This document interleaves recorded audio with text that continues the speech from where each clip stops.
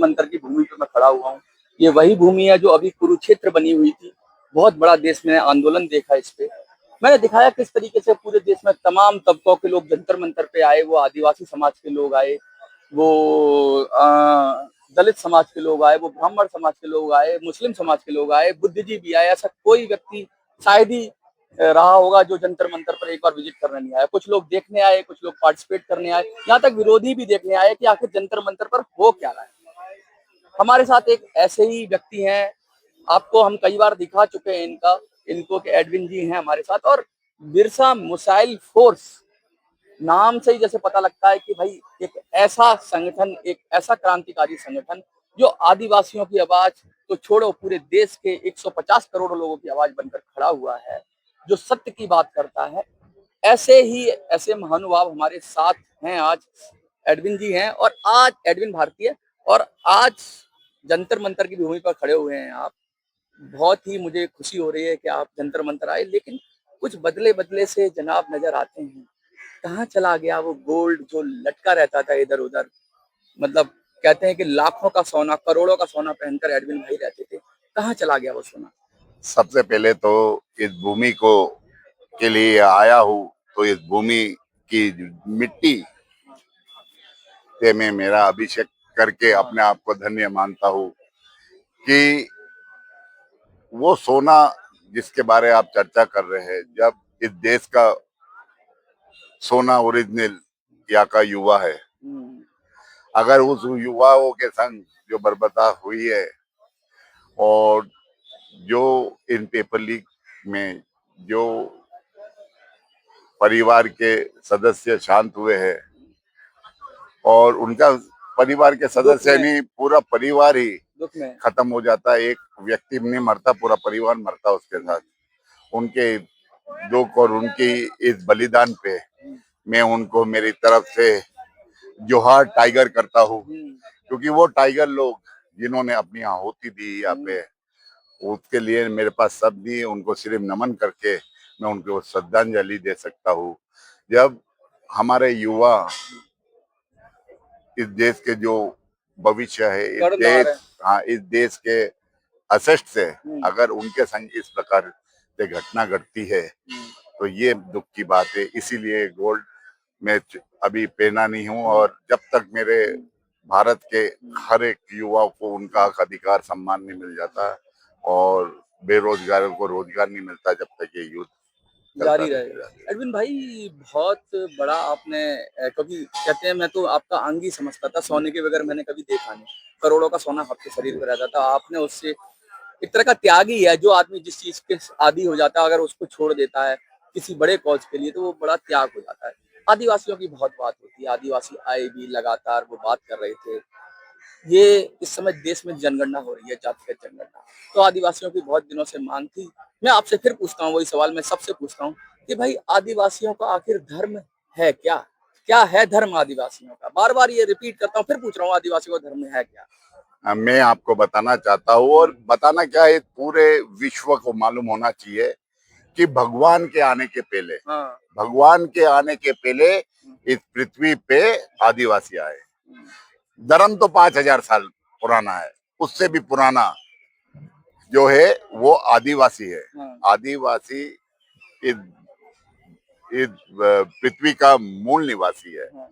और अगर आप देखा जाए तो कोई भी भगवान हो, भले आप राम ले लो, भले कृष्ण ले लो, भले गुरु गोविंद सिंह ले लो, भले ईसा मसीह ले लो, भले मोहम्मद पैगंबर ले लो, भाई आदिवासी ने ही उनको बनाया है। कबीले होते थे। अब मैं आपको एक बात बताना चाहता हूँ कि आज अगर आप देखो तो सबसे पहला वैज्ञानिक भी आदिवासी है, जिन्होंने लंका के लिए बिना पिलर का पुल बनाया, भगवान राम के लिए। नल नील। अगर वो नहीं होते तो शायद वहां तक जा ही नहीं पाते। दूसरा चीज कि मैं वो आदिवासियों की बात करता हूँ जिनने महाराणा प्रताप को राणा पुंजा ने युद्ध जितवाया। अगर वो नहीं होते तो वो युद्ध भी नहीं जीत पाते। तो जो आदिवासी को बांटना गलत है, क्योंकि आदिवासी भील, बिलाला, गोंड, बारेला, पटलिया, ये जो सब है ना, ये जो जाति है, ये ये जाति नहीं है, ये इनकी जाति है, लेकिन धर्म, जाति और धर्म अलग अलग है भाई। जब सुप्रीम कोर्ट का खुद वर्डिक्ट है कि आदिवासी हिंदू नहीं है, और आदिवासी जो है उसको धर्म की स्वतंत्रता है। आप नॉर्थ इंडिया में चले जाओगे, 99.9% ट्राइबल क्रिश्चियन है, कई आदिवासियों ने मुस्लिम धर्म अपनाया है, कई आदिवासियों ने क्रिश्चियन धर्म अपना रखा है, बौद्ध है। तो ये जो है ना भारत, ये एक गुलदस्ता है, और गुलदस्ता में हर प्रकार का फूल सजता है। तो ये जो लोकतांत्रिक ताकत है, और जो भारत के संविधान की ताकत है, जिसमें हर व्यक्ति को धर्म की स्वतंत्रता है, तो इस कारण से अपन ये कहना गलत है कि ट्राइबल को कोई किसी के संग बांधा जाए, क्योंकि ट्राइबल स्वतंत्र है। ट्राइबल स्वतंत्रता की बात करते हैं, लगातार ये जो जनगणना है उसमें एक कॉलम बनाने की बात होती है कि भाई धर्म का जो कॉलम है उसमें आदिवासी भी ऑप्शन दिया जाए, कि भाई मैं कह सकूं, अपना धर्म डिक्लेयर कर सकूं। उसमें हिंदू है, उसमें क्रिश्चियन है, बौद्ध है, बहुत सारी चीजें हैं, लेकिन लोग ये बार बार मांग करते हैं कि भाई हम आदिवासी हैं, हम प्रकृति की पूजा करते हैं और हमारा धर्म ही आदिवासी धर्म है, ऐसा कहा जा रहा है। तो क्या आप उसका समर्थन करते हैं? देखो, मैं बिल्कुल समर्थन करूंगा। मैं सबसे पहले भारत के संविधान का समर्थन करूंगा, क्योंकि भारत के संविधान में लिखा है we the people of India, हम भारत के लोग। वहाँ कोई जाति का उल्लेख ही नहीं है। लेकिन क्या है कि भारत के संविधान को राष्ट्रपति भवन में ये चेम्बर में डाल रखा है, सजा के रखा हुआ है। नहीं, ये चेम्बर में डाल रखा है। वो चेम्बर को मैं फोड़ के वो संविधान को घर घर पहुंचाने का काम करना चाहता हूँ। मैं भारत सरकार और सभी प्रदेश सरकारों से मांग करता हूँ कि भारत के संविधान को पाठ्यक्रम में अनिवार्य रूप से लागू कर 5वीं से 12वीं तक पढ़ाया जाए, जिससे भारत का युवा अपने देश के प्रति अपना कर्तव्य जाने, अपना हक अधिकार जाने। लेकिन नागरिक शास्त्र पढ़ाते ही नहीं है भाई, वो चाहते ही नहीं ना। अगर आज बात ये संविधान की जो ताकत है, देखो संविधान की ताकत के बारे में बताना चाहता हूँ मैं, बार बार जहाँ जाता हूँ वहाँ बताता हूँ भारत के संविधान की ताकत। भारत का संविधान की वो ताकत है, एक चाय बेचने वाले को केटली चुरा के सीएम और सीएम से पीएम बनाता है। संविधान की वो ताकत है कि आज दलित समाज, आदिवासी समाज की महिला राष्ट्रपति है। संविधान की वो ताकत है, जिनको भगवान मानते थे आशाराम, राम रहीम और रामपाल, वो जेल में है। ये संविधान की ताकत है। संविधान बड़ा खूबसूरत है, और ये देश भी बहुत खूबसूरत है। हमारे यहाँ जो अभी ये जो घटना घटी है यहाँ पे कुछ दिन पहले, घटना नहीं, ये बहुत बहुत बड़े दुख की बात है। और इसके लिए भारत सरकार को एक पहल, मेरा सुझाव है, भारत सरकार तक मेरा ये वीडियो आपके द्वारा। ये सवाल पे आऊंगा, लेकिन उससे पहले मैं आपसे ये सवाल का जवाब लूंगा। मैं ये जो आंदोलन हुआ सीजेपी का, कॉकरोच जनता पार्टी का आंदोलन हुआ, शिक्षा में बदलाव की बात हुई, मोदी सरकार का ये दावा था कि वो किसी के सामने झुकती नहीं है, लेकिन युवा उतरे, सड़कों पर उतरे और उसको झुकना पड़ा। इस पर आप, इस आंदोलन को आप कैसे देखते हैं? देखो, युवा, आज की जो युवा है वो एक वैज्ञानिक है और प्रयोग करती है, और वैज्ञानिक, उनका जो युवा का जो काम था, उन्होंने, मैं वो युवाओं को भी सलाम करता हूँ। आपके चैनल के माध्यम से उनको जोहार टाइगर्स बोलता हूँ। टाइगर्स मतलब शेर। और आज इंटरनेशनल टाइगर डे भी है। क्या उसी उपलक्ष्य में मैं उनके वो सीजीपी के युवाओं को मैं संदेश देता हूँ कि जो आपने करा है, वाकई उसके लिए मैं बिल्कुल वो नहीं कर पाया, और जो काम हमारे लीडर को करने थे वो काम उन लोगों ने करा।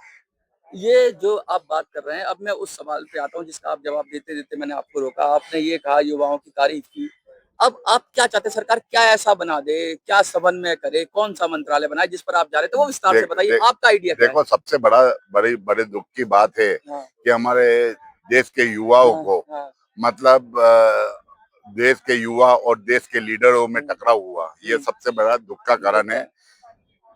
यहाँ के जो लीडर्स है, या तो जो विपक्षी दल है, या जो सत्ताधारी दल है, उन्होंने युवाओं की नस टटोलने में कहीं देर कर दी। ये जो चीज हुआ, ये एक शर्म की बात है कि मतलब हमारे युवाओं के संग जो बर्बरता हुई है, उसका मैं पूर्ण जोर से विरोध करता हूँ। इसके लिए भविष्य में ऐसा ना हो, इसके लिए हर समाज का व्यक्ति, हर पार्टी का व्यक्ति, हर जाति का व्यक्ति, युवा हो, महिला हो, अधनारी हो, उनका एक मंत्रालय बनाया जाए, एक मंत्रालय बनाया जाए और वो मंत्रालय का नाम वो कोऑर्डिनेशन या समन्वय, सामान्य या समन्वय, वो रखा जाए, जिससे क्या है मीडिएशन, मीडिएशन विभाग हो और उसका मंत्रालय अलग से हो, जिससे क्या है कि आने वाले समय में ऐसे लफड़े ऐसे लफड़े ना हो, ऐसे स्थिति उत्पन्न ही नहीं हो। इसमें किसी की भी जान जा सकती थी। जा- दिल्ली पुलिस के लोग भी घायल हुए घायल और कुछ छात्र भी घायल हुए और अन्य लोग भी घायल हुए। कहीं ऐसा ये बहुत बड़ी दुर्घटना हो सकती थी, लेकिन मोदी मौत मोदी जी का वो युवा लोगों को धन्यवाद देना चाहिए मोदी जी को कि मोदी जी का स्वच्छ आप भारत। धन्यवाद दे रहे हैं। हाँ नहीं, मोदी जी को धन्यवाद देना चाहिए हाँ, वो युवाओं को हाँ, कि मोदी जी का स्वच्छ अभियान पहली बार में जंतर मंतर में देखा हाँ, कि इतना होने के बाद भी साफ सफाई भी उनके द्वारा की गई है। बहुत तारीफ है, काबिल है। बहुत अच्छे अच्छे लोग, हर तरह बहुत के लोग थे आंदोलन में, लेकिन बहुत अच्छाई भी काफी हद तक थी। चाहे सोनम वांगचुक का जी अनशन हो या गांधी का वो हथियार, जो लोग कहते थे गांधी इनरेलेवेंट हो गए हैं, गांधी की कोई वैल्यू नहीं नहीं है। आप आज से 100 साल पहले भी गांधी जब अनशन करते थे तो पूरा देश जग जाता था, और वही हथियार, अनशन का हथियार, जब सोनम वांगचुक ने चलाया तो निशाना एकदम वो सरकार की कहाँ दिल पे लगा, कहाँ लगा? नहीं, दिल दिमाग और पूरा शरीर पे। मैं आपको बता रहा हूँ, हाँ, कुछ दिन पहले अमित शाह जी हमारे गृह मंत्री साहब ने भी संसद में बोला अंबेडकर अंबेडकर अंबेडकर। हाँ, अंबेडकर क्या है, हाँ, उसकी ताकत देख ली देख ली। गांधी और अम्बेडकर की गांधी अंबेडकर की ताकत देख ली, बिरसा की ताकत देख ली। हाँ, देखो कि हमारा देश जो है ना, यहाँ पे क्रांतिकारी की वीर भूमि रही है, क्रांतिकारी वीर भूमि रही है। और यहाँ पे क्या है कि हमारे इस देश ने बुद्ध भी दिया और युद्ध भी दिया। तो बुद्ध की राह पे चल के युवाओं ने युद्ध वो का युद्ध का आगाज करा।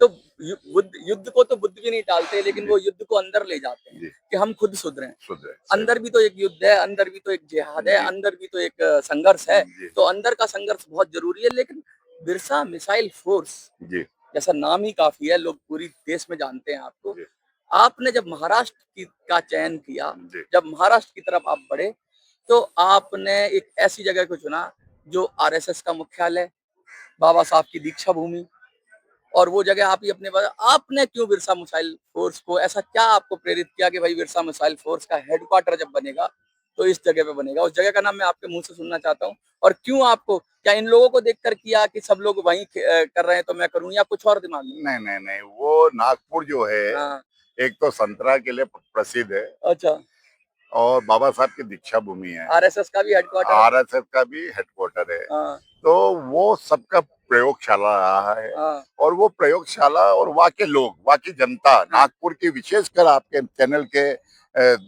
माध्यम से बोलता, नागपुर की जनता में जो जोश है, नागपुर की जनता में जो जोश है, जैसे नागपुर का संतरा फेमस है, वैसे नागपुर की जनता का जोश है।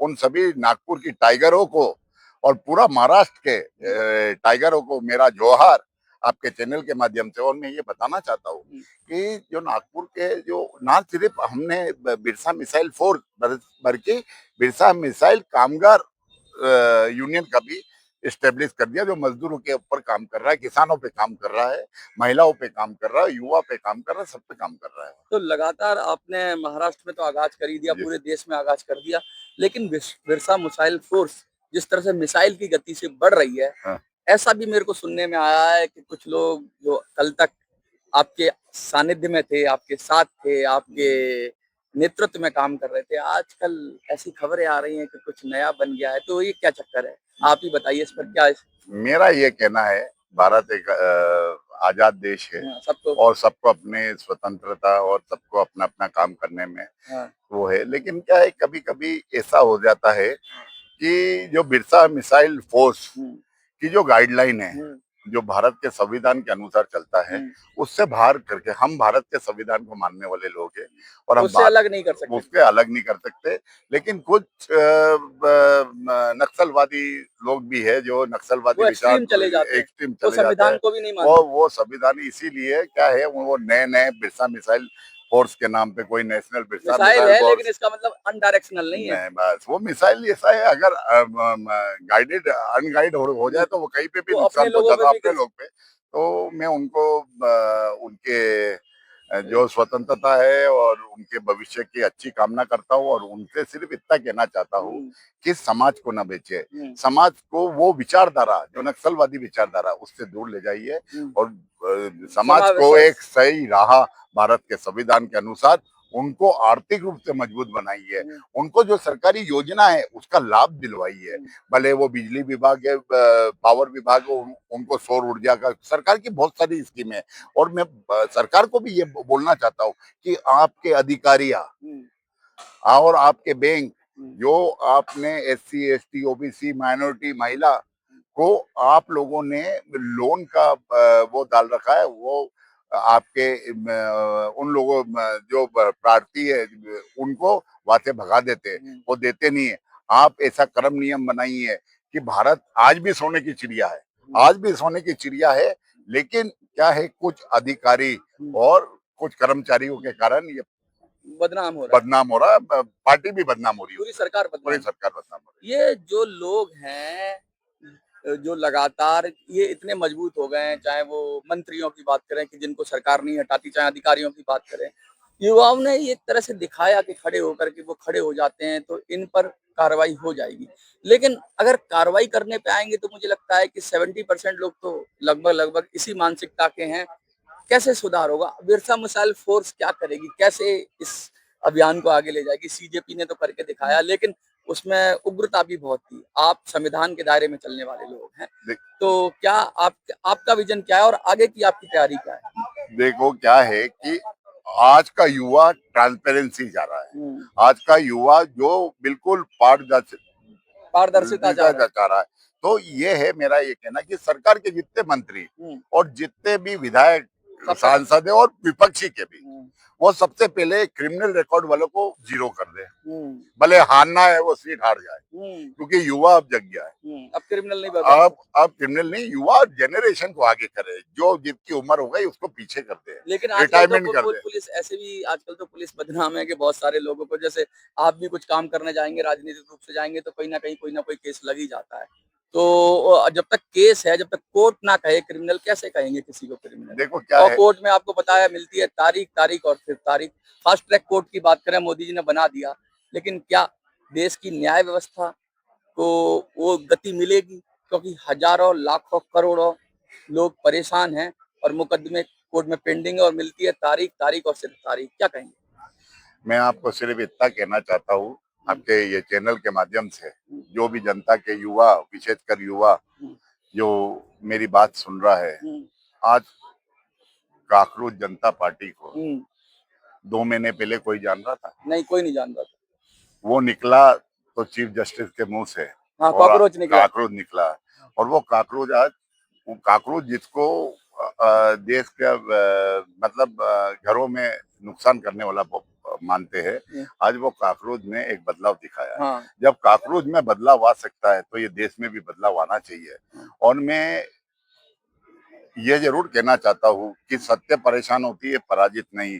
हमारे यहाँ गौतम बुद्ध ने भी कई परेशानी का सामना करा है, संघर्ष से ही रास्ता संघर्ष मिलता से करा। गुरु गोविंद सिंह ने अपनी औलादे खोई, अपने मोहम्मद पैगंबर साहब ने भी संघर्ष करा, हमारे गुरु गोविंद सिंह राम कृष्ण ने भी 14 साल वनवास, बिना संघर्ष के तो आजादी नहीं है। ये संघर्ष ये भूमि संघर्ष भूमि है। ऐसा लगता था कि युवा मस्ती में मस्त है, संघर्ष भूल गया है, लेकिन लगता है कि खून में है अभी। खून में है। मतलब वो है जो डीएनए है हमारा, वो डीएनए के अनुसार ही युवा चल रहा है। और वो युवाओं को बस इतना बोलूंगा मैं आपके माध्यम से, जोश में काम करो लेकिन होश में काम करो, भारत के संविधान को साथ लेके काम करो। और भारत का संविधान तो सब चीज है, उससे बराबर कोई चीज ही नहीं है। बहुत गहरी बात की है एडविन भारतीय ने, हमारे साथ खड़े हुए हैं। और त्याग की भी बात है कि भाई जिस सोने से आज पहचाने जाते थे, जिससे पहचान थी, एक हिस्सा था, वो भी त्यागा और बहुत बड़े कहते हैं उद्देश्य की प्राप्ति के लिए चल रहे हैं। बिरसा मिसाइल फोर्स, बीच में कुछ समस्या आई, कुछ लोग अलग जा रहे हैं, एक्सट्रीमिस्ट। तो एक लीडर का काम है कि अगर नेतृत्व वो कर रहा है तो वो ये भी देखे कि उसके नेतृत्व में जो लोग हैं, क्या वो सही तरीके से चल रहे हैं? अगर सही तरीके से नहीं चल रहे हैं तो उसकी पूरी जिम्मेवारी होती है कि वो उनको सही राह दिखाए, संवैधानिक रास्ते पे ले जाए और ऐसे रास्ते पर ले जाए जिससे समाज में प्रेम पैदा हो, सौहार्द पैदा हो, समाज में विष और जहर ना घोला जाए, क्योंकि जहर घोलना बहुत आसान है लेकिन प्यार, हाँ, कुछ और सांसदों की बात हो रही है तो उस पर भी मैं आऊंगा कि मैं सबसे पहले तो हमारे आदिवासी के सर के ताज राजकुमार रोज जी को बहुत बधाई देना चाहता हूँ और पूरे समाज, आदिवासी समाज की तरफ से राजकुमार रोज जी को यूएन में आदिवासी समाज की बात करने के लिए गए हैं, उसके लिए उनको बिल्कुल टाइगर जोहार राजकुमार जी, पूरा समाज आपके साथ है। दूसरी चीज, राजकुमार रोज जी, चंद्रशेखर जी, पप्पू यादव जी और अपने बेनीवाल बेनीवाल जी, हनुमान जी बेनीवाल जी ने जो संसद में ये युवाओं की आवाज उठाई और उनके लिए धरना प्रदर्शन करा। आप लोगों को भी, आप तीनों को, पूरे चारों को मतलब टाइगर जोहार हनुमान सिंह बेनीवाल जी, टाइगर जोहार चंद्रशेखर भाई आजाद जी, टाइगर जोहार पप्पू यादव जी, टाइगर जोहार राजकुमार रोज जी।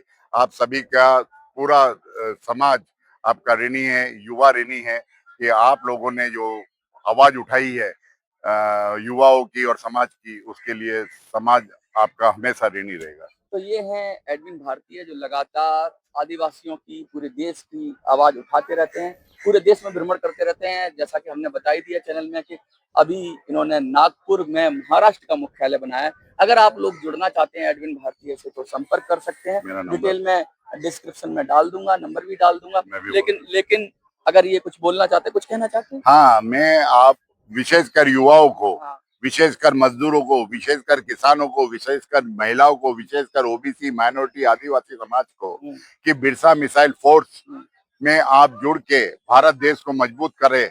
आपको मेरा नंबर है 7987567525 7525 और मेरे सभी जनता को, भारत की 145 करोड़ जनता को कहना है कि अगर आपके ऊपर अन्याय, अत्याचार, बर्बरता या भ्रष्टाचार का कोई भी मामला हो तो आप मुझे आधी रात को ये नंबर पे डिटेल डाल सकते हैं और आपका लड़ाई हम संवैधानिक रूप से आपके हक, अधिकार और सम्मान के लिए उच्च न्यायालय, सर्वोच्च न्यायालय, दिल्ली हाई कोर्ट और जिला कोर्ट और तहसील कोर्ट तक लड़ेंगे और वक्त आने पे सड़कों पे भी आएंगे। तो वक्त आने पे बता देंगे तुझे ये आसमां, हम अभी से क्या बताएं क्या हमारे दिल में है। सरफरोशी की तमन्ना अब हमारे दिल में है, देखना है जोर कितना बाजुए का दिल में है। जो लास्ट में यही लाइन कहकर मैं समाप्त करना चाहूंगा और कहूंगा कि अगर नियत सही हो तो मंजिल मिल ही जाती है। बहुत बहुत धन्यवाद आपका। जय जोहार टाइगर्स।